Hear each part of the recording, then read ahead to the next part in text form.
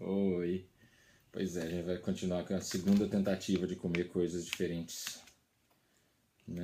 É grilo. Grilo, isso mesmo. Com chocolate. Isso, grilo com chocolate. Esse aqui do Kids Critters, que é uma marca chamada Crunchy Critters. Esse não é do supermercado aqui, eu comprei na Amazon. E aqui as fotos do bichinho. Vamos ver, vamos encarar essa aqui. Vamos abrir. Muito bem, vai. Vamos abrir. É. E agora? Olha só, chocolatinhos. Vamos pegar um? É. Então pegar um pra você. Espera um pouquinho pra gente comer junto. É.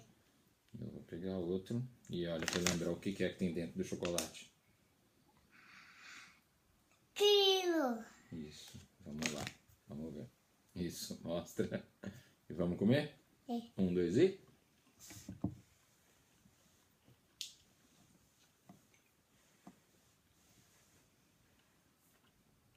E aí? Isso não é são cedo.